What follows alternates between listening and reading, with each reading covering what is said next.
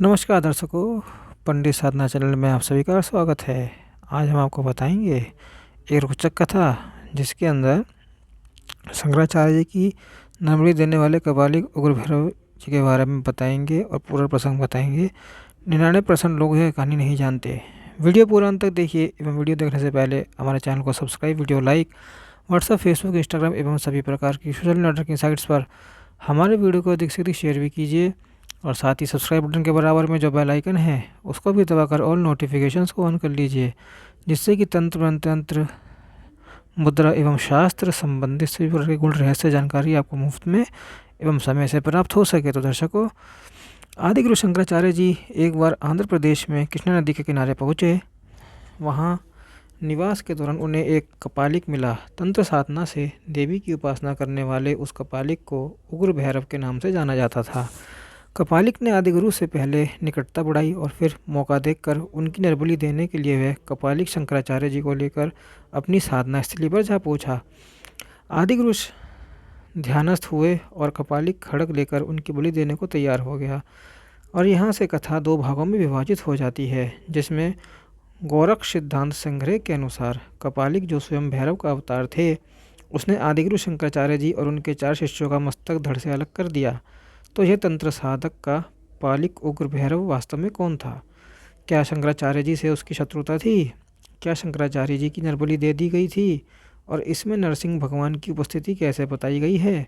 यह सब आपको हमारी इस रोचक ज्ञानवर्धक कथा में जानने को मिलेगा, जो कि श्री उमादत्त शर्मा जी की शंकर दिग्विजय पुस्तक के आधार पर लिखी पुस्तक और गोरक्षा सिद्धांत संग्रह पुस्तक के शोध पर आधारित है। तो आप इस वीडियो को लाइक करके हमारे चैनल को ज़रूर सब्सक्राइब कीजिएगा और हम आपको इस रोमांचक महागाथा से अवगत कराते हैं। अब आइए आरंभ करते हैं। आदिगुरु शंकराचार्य जी मंडल मिश्र से शास्त्रार्थ में विजय हो चुके थे। उनकी विद्वता की ख्याति भारतवर्ष के कोने कोने में फैल रही थी और वह स्वयं भी संपूर्ण भारतवर्ष को अपने कदमों से पवित्र करते हुए भ्रमण कर रहे थे। युवा शरीर में योग का तेज दे दिव्यमान होता था और ज्ञान की आभा उनके भाल को दीप्ति प्रदान करती थी। विद्वानों की चर्चा में उनकी प्रशंसा के प्रसंग शामिल होते थे। ऐसे में एक बार आदिगुरु शंकराचार्य जी अपनी शिष्य मंडली के साथ भ्रमण करते हुए आंध्र प्रदेश में कृष्णा नदी के किनारे श्री शैलम यानी कि श्री पर्वत के रमणीय वादियों में पहुँचे।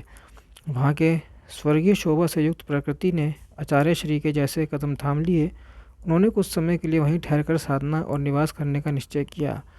जब आदिगुरु शिव पर्वत की वादियों में ठहर गए तो आसपास के क्षेत्रों में इसकी खबर चली गई और फिर बहुत सारे लोग उनसे मिलने के लिए वहां आने लगे। वे अपनी समस्याओं के निदान के लिए आते। कई विद्वान उनसे धर्म और शास्त्र की चर्चा करने आते। कई जिज्ञासु उनसे मोक्ष के बारे में ज्ञान प्राप्त करने आते और इस प्रकार उस पूरे प्रदेश में अद्वैत की सुगंध फैल रही थी। उसी समय उसी प्रदेश में एक कपालिक भी निवास करता था, जिसका नाम था उग्र भैरव, और कुछ समय से उसका प्रभाव उस क्षेत्र में पड़ता जा रहा था। कपालिक भगवान शिव द्वारा प्रदत्त एक ऐसा साधन मार्ग है जिसमें शिव और शक्ति की उपासना की जाती है, परंतु उसकी विधियां कुछ ऐसी हैं जो आज के समय में भी शायद समाज द्वारा स्वीकृत नहीं हो रह सकती हैं। आप समझ गए होंगे। उसमें नरबली तक दे दी जाती थी। तो कपालिक उग्र भैरव उसी क्षेत्र में निवास करता था। उसी क्षेत्र में एक गाँव था जो ब्राह्मणों का गाँव था। वहाँ पर सभी ब्राह्मण ही निवास करते थे। कपालिक उसी गांव में एक ब्राह्मण की पत्नी पर वशीकरण करके अपना प्रभाव जमा चुका था। हुआ यह था कि एक बार कपालिक ब्राह्मण के दरवाजे पर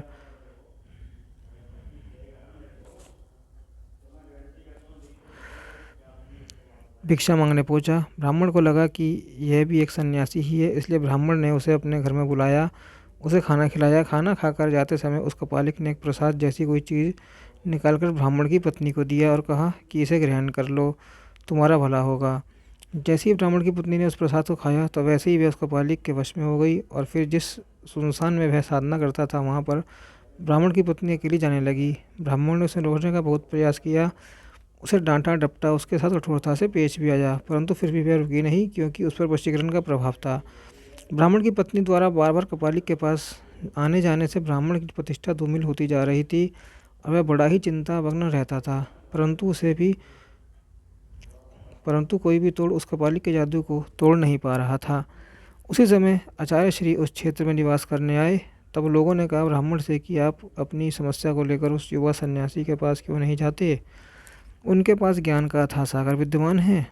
अब यहाँ पर यह भी ध्यान देने वाली बात है कि आदि गुरु शंकराचार्य जी ज्ञान मार्गी थे। वे सदा ही ऐसे चमत्कारों का विशेष विरोध किया करते थे, परंतु उनकी कहानी में कई ऐसे चमत्कार दिखाई देते हैं और शायद ये सांकेतिक भी हो सकते हैं कि इन चमत्कारों के माध्यम से बताया जा रहा है कि गुरु ऐसे चमत्कारों का निदान कर बता रहे हैं कि यह चमत्कार सत्य नहीं है, बल्कि जिस प्रकार यह जगत मिथ्या है उसी प्रकार इस जगत में घटित होने वाली तमाम चमत्कार मिथ्या ही है।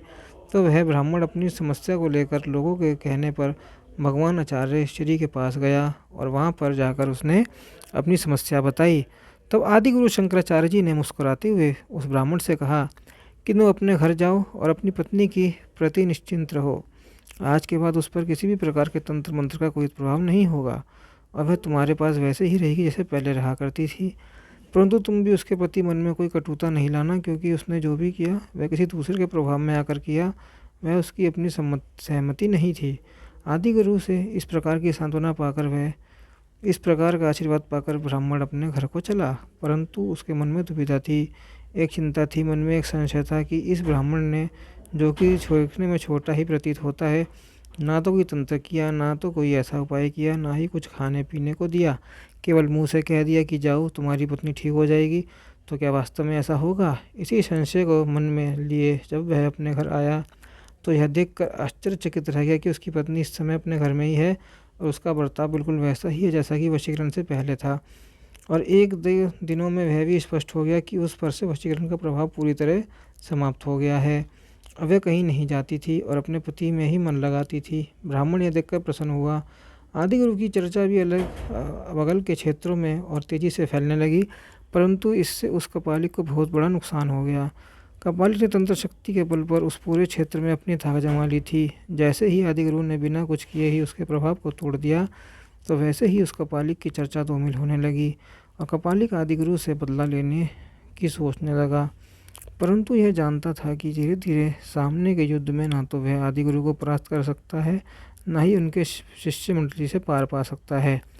इसलिए उसने एक चाल चली। उसने सोचा कि पहले मैं आदि गुरु का शिष्य बन जाता हूँ और फिर मौका देखकर मैं इनकी निर्बली दे दूँगा। क्योंकि वह तांत्रिक था, वह कपालिक था और माँ भगवती यानी कि शक्ति की पूजा करता था।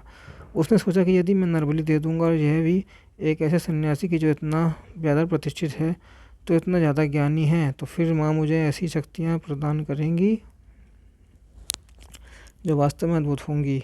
ऐसा ही विचार कर वह कपालिक आदि गुरु शंकराचार्य जी के पास जाने लगा और फिर उनसे सामने धर्म से संबंधित प्रश्न करता, अपनी जिज्ञासाएं रखता और उनका उत्तर पाकर वह प्रसन्न होने का दिखावा करता। एक ऐसे ही तांत्रिक द्वारा शंकराचार्य जी के शिष्य बनकर उन्हें मारने का प्रयास करने की कहानी आप हमारे चैनल पर पहले भी सुन चुके हैं। उस तांत्रिक का नाम था अभिनव गुप्त और वह असम का एक तांत्रिक था। उस कथा के कमेंट बॉक्स में कई लोग यह बात कर रहे थे कि अभिनव गुप्त तो कश्मीर के हैं, वे शंकराचार्य जी के बहुत बात के हैं और वे प्रतिष्ठित विद्वान हैं, वे ऐसा नहीं कर सकते हैं।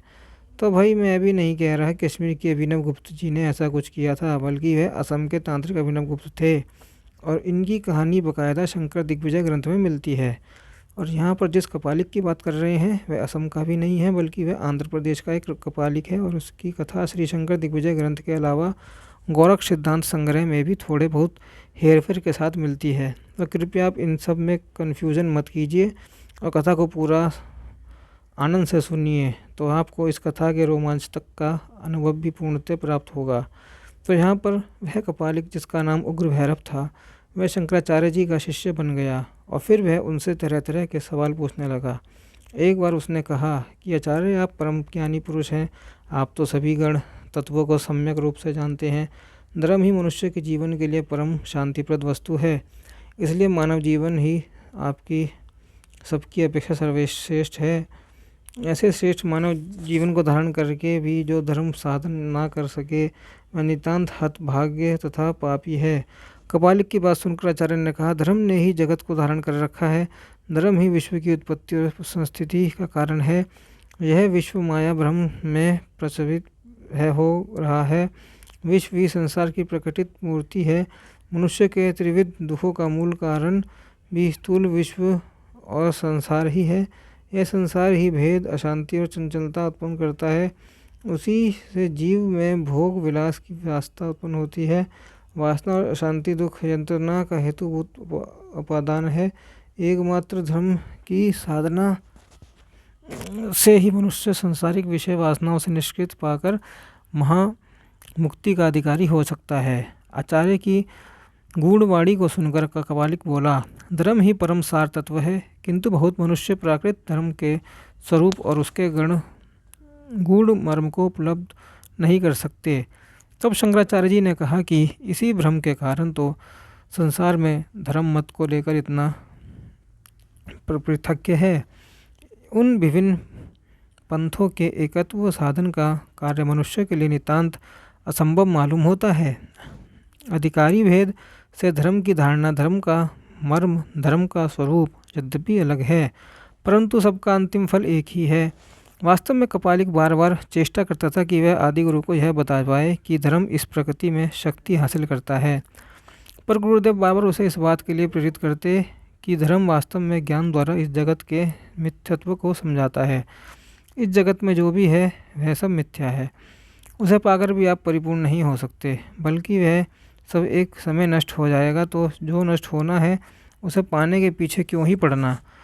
परंतु कपालिक की समझ में गुरु की यह बात नहीं आती थी। वास्तव में आपको किसी भी चीज़ में आत्मसात करने के लिए और खासकर जब इतना बड़ा ज्ञान हो तो आपको अपने आप को पूर्णतः गुरुपद पे समर्पित करना होगा। परंतु वह कपालिक गुरु के पद या चरण में तो क्या, उनके साथ बराबरी का भी नहीं, बल्कि अपने आप को बड़ा मानकर ही बैठता था। तो भला ऐसे में वह गुरु के ज्ञान को आत्मसात क्या कर पाता। उसकी चेष्टा तो यह होती थी कि कभी गुरु एकांत में मिले तो वह उन्हें नरमली देने के लिए तैयार कर सके, परंतु गुरु के शिष्य हमेशा उनके आसपास रहा करते थे। ऐसे में कपालिक ने एक समय देख लिया। उस समय गुरुदेव अपने आश्रम में अकेले बैठे होते और उनके शिष्य कृष्ण नदी में स्नान करने जाते थे। लगभग आधे एक घंटे का समय होता था। जब गुरु नितांत अकेले रहते तब का मालिक एक दिन इसी अकेलेपन का फ़ायदा उठाकर उनके पास चला आया और फिर उसने कहा कि हे गुरुदेव, कलयुग में एक पात्र धर्म तंत्रोक्त धर्म ही सत्यसार धर्म है। यह स्वयं सदाशिव द्वारा उपदिष्ट प्रचलित हुआ है, वही धर्म साधन के लिए अवलंबनीय है। उस परम धर्म का परित्याग कर जो गूढ़ अन्य धर्म पथ का अवलंबन करता है, वह हतभाग्य शीतल जल की कल्पना कर मरुभूमि में मरीचिका के प्रति दौड़ रहा होता है। कपाली की बात को सुनकर गुरु ने सोचा कि यह अभी भी अपने तंत्रशास्त्र को छोड़कर वास्तविक सत्य के प्रति आने के लिए उत्सुक नहीं है। इसलिए गुरु उसे और ज्ञान देने लगे। उन्होंने कहा कि भगवान सदाशिव ने यह संपूर्ण ब्रह्मांड रचा है, परंतु यह रचना उनकी कल्पना से निर्मित है और यह मिथ्या है। सत्य वह है जो कि स्वयं सदाशिव ही हैं। तुम सदाशिव की कल्पना में क्यों विचरना चाहते हो? तुम सदाशिव को पाने का प्रयत्न क्यों नहीं करते? परंतु यह सारी बातें कपाली के दिमाग में आ नहीं रही थी। उसने कहा, यह तो शुष्क ज्ञान पथ का अविशुद्ध सिद्धांत है। इस सिद्धांत के अनुसार मनुष्य कभी भी परम धर्म के कल्याण रथ पर गमन नहीं कर सकता। प्रकृति सकल कल्याणों के स्वरूपिणी देवी ही सर्वसिद्धि दात्री हैं। एकमात्र उनके अनुग्रह और उनके प्रसाद को प्राप्त करके ही मानव चारों फलों को पा सकता है। धर्म, अर्थ, काम, मोक्ष, यह सब महादेवी के कृपा के अधीन है। वे जिसके प्रति सदैव कृपा देने वाली होती हैं, वे इस जीवन में परम सुख भोग करते हैं और परलोक में महामुक्ति को प्राप्त करते हैं। देवी की गुण पूजा का उपादान प्राकरण गुह्य से भी गुह्यचर है और उसमें बलि उपहार देवी के पूजा उपादानों में सर्वश्रेष्ठ उपादान है। आदिगुरु शंकराचार्य जी ने कपाली की बात को सुनकर एक बार उसकी विचित्र भीषण आकृति को देखा, फिर बोले, केवल बाह्य पूजा और बलि प्रदान से देवी कभी संतुष्ट नहीं हो सकती। यह भ्रमात्मक विचार है। देवी तो महाशक्ति आदि शक्ति के रूप में संपूजिता है। वे साक्षात ज्ञान में ज्ञान स्वरूपिणी है। केवल द्रव्य यज्ञ से उनकी परितुष्टि नहीं हो सकती। ज्ञान यज्ञ अथवा अर्चना द्वारा ही उनको परितुष्ट किया जा सकता है। बिना इसके ना वे प्रसन्न हो सकती हैं, न उनका साक्षात्कार हो सकता है। बिना अद्वैत तत्व साथ किए महामुक्ति नहीं हो सकती। उसी से देवी भी प्रसन्न होती हैं। तब वह कपालिक था जो आदिगुरु की बात को सुन ही नहीं रहा था। उसने कहा कि गुरुदेव, मैं आपकी बात से सहमत हूँ, परंतु मैं चाहता हूँ कि मैं अपने धर्म का पालन करूँ और मेरे धर्म में जो जो प्रथाएं हैं मैं समुचित रूप से उनका निर्वाह करते हुए अपना धर्म बचाऊं। इसलिए मैं चाहता हूं कि आप मेरी सहायता करें। तब आचार्य शंकराचार्य जी ने कहा, तुम्हारे धर्म के अनुष्ठान का क्या रूप है? मैं उसमें कैसे सहायक हो सकता हूँ, जरा स्पष्ट करके बताओ। तो कपालिक ने कहा, आचार्य, आप परम बुद्धिमान हो। आप सब जानते हो, जीव बलि द्वारा देवी को संतुष्ट करना हमारे धर्म का निगड़ भी स्वरूप है। जीवों में भी नरबलि सर्वश्रेष्ठ है। उसमें सिद्धि अवश्य भावी और अनिवार्य होती है। नरों में जो पवित्र है, ज्ञानी है, उसके बलि प्रदान से देवी अधिक संतुष्ट होती है। इससे मेरा ही लाभ नहीं है, जिसको बलि दिया जाएगा परलोक में उसकी भी परम गति होगी। इसलिए मेरी आपके निकट प्रार्थना है कि बलि रूप में आप स्वयं देवी की प्रीति के साधन बनिए। इससे मुझे तो सिद्धि प्राप्त होगी ही, परंतु आपका ही परलोक परम मंगल और कल्याणमय होगा। तब उस महागुण कपालिक की बार बार कतर प्रार्थना को सुनकर आचार्य शंकर का महत किंतु सरल हृदय विचलित हो उठा। वे मन ही मन सोचने लगे, यह कपालिक सचमुच ही नितांत भ्रांत है। भ्रांत विश्वास ही इसका धर्म है। इस निर्दय निष्ठुर धर्म साधन को करने से ही यह हतभाग्य जीवन को सफल समझता है। यह सत्य है कि यह जीवन क्षणभंगुर है, देह नितांत नश्वर है। इस देह दान से यदि किसी की आत्मा की चरितार्था सिद्ध हो सके तो इसका दान करना कर्तव्य है। फिर यह तो जैसे शरण में आया है, शरणापन्न की प्राण देकर भी रक्षा करनी चाहिए।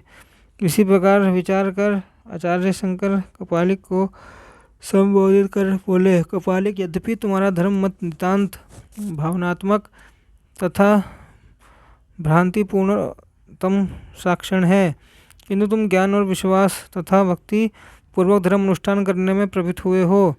मेरे देह वरदान से यदि तुम्हारी धर्म साधना सफल हो सके तो मैं कभी पश्चाताप तक नहीं कर होऊंगा, यानी कि पैर पीछे नहीं हटाऊंगा। मृत्यु का मुझे जरा भी भय नहीं है।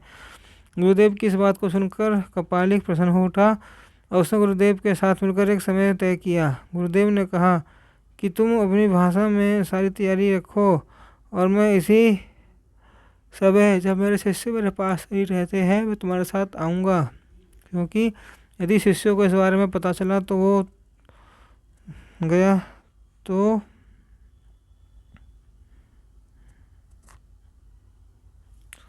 मुझे नहीं ले जा पाओगे। कपालिक की अति प्रसन्नता, वह तुरंत वहाँ से चला गया और जाकर अपने अनुष्ठान को पूर्ण करने के लिए आचार्य के नरबलि देने के अनुष्ठान को पूरी तरह निभाने के लिए उसने सारी व्यवस्थाएं करनी प्रारंभ कर दी। और फिर कुछ ही देर बाद उसने जब सारी तैयारी कर ली तो गुरु से एक नियत समय भी नियत कर दिया और फिर तय समय पर आचार्य अपने वचन से बंधे हुए उसके उस साधन स्थली पर गए और वहां जाकर उन्होंने ध्यानस्थ होकर अपने शरीर को ब्रह्मलीन करने का निश्चय कर लिया।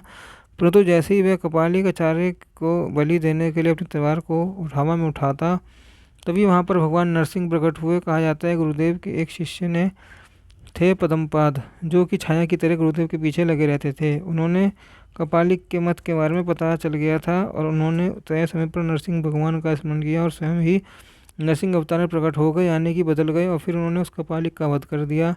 और इस प्रकार अपने शिष्य के प्रयासों के कारण आचार्य की नरबलि नहीं हो पाई और वह पूर्णतः बच गए। परंतु गोरक्ष सिद्धांत संग्रह में यह कहानी एक अलग मोड़ प्रस्तुत करती है। उस कहानी के अनुसार 4 शिष्यों के साथ एक समय शंकराचार्य जी एक नदी तीर पर बैठे थे। वहाँ एक कपालिक ने आकर कहा कि हे शंकराचार्य, आप तो सन्यासी हो, शत्रु मित्र पक्ष में एक समान और सुख दुख आदि द्वंद्व पदार्थों में ही रहते हो। हमारा अभिप्राय है कि तुम्हारा सिर काट कर भी श्री भैरव की भेंट करें तो मेरी प्रतिज्ञा पूर्ण हो, इसलिए आप अपना सिर दें।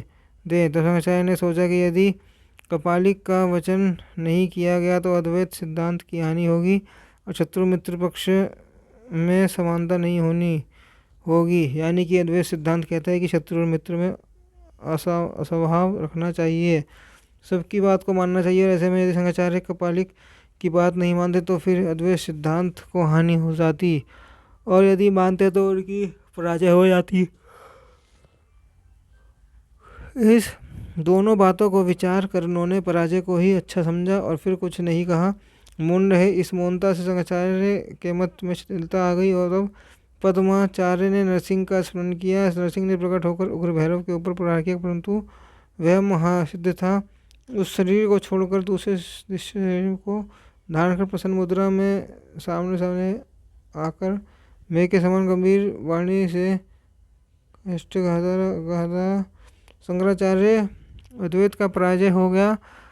तुम अपने आप को शत्रु मित्र पक्ष के समान कहते थे, पर यह बात कहाँ गई, इसलिए मेरा कार्य उचित है। अब यदि तुम अपना जीवन चाहते हो तो उठो और मुझसे युद्ध करो।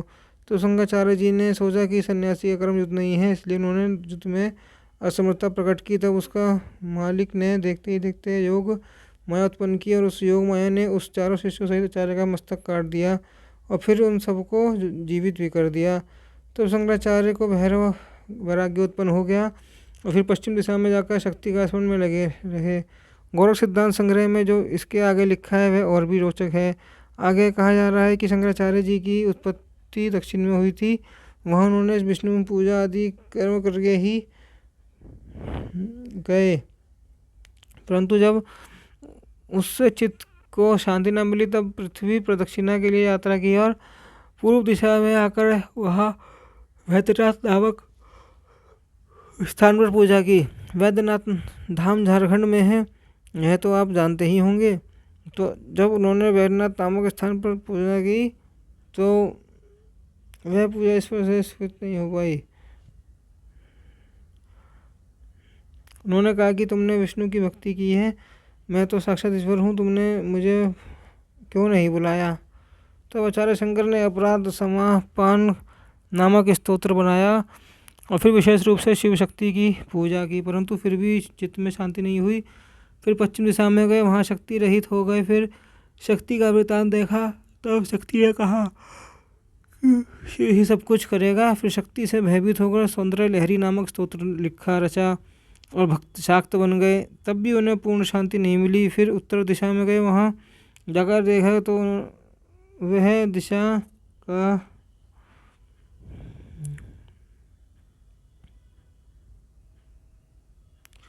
फिर तो शाम में गए, वहाँ जाकर देखा तो वहाँ दिशा महासिद्धों से भरपूर थी, जहाँ नए नए सिद्धों ने उनका उपवास किया। तब वहाँ श्री तारानाथ ने उनका तीर्थन नहीं करते रहोगे, कुछ आत्म साधन भी करोगे। तो आचार्य शंकराचार्य ने कहा कि जो आप कहेंगे वही करूँगा। फिर तब महाहिंदू के महासिद्ध ने योग का उपदेश दिया। तब उपदेश से शंकर का आत्मा सब बाधाओं से निवृत्त हो प्रसन्न हो गए। तो उन्होंने वज्र सूची को उपनिषद का निर्माण किया। यह उपनिषद सर्वथा नाथमत के अनुसार है। तो यहाँ पर आप देखते हैं कि श्री शंकर दिग्विजय ग्रंथ और गोरख सिद्धांत संग्रह दोनों ने ही उग्र भैरव और शंकराचार्य जी की कहानी मिलती है, पर दोनों ने थोड़ी अलग अलग रूप से इस कहानी को दिखाया गया है।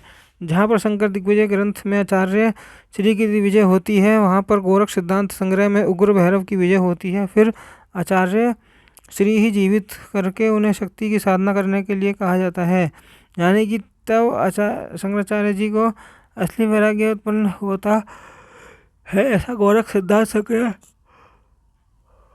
वह कहा गया है। अब इन दोनों मतों में से कहीं सही क्या है, यह आपके ऊपर है कि आप किस मत को स्वीकार करते हैं। आपको यह प्रस्तुति कैसी लगी कमेंट बॉक्स में बताइएगा और लोगों के साथ इस वीडियो को शेयर कीजिएगा। मिलते हैं अगले वीडियो में अगली प्रस्तुति के साथ। जब तक के लिए जय माता तारा।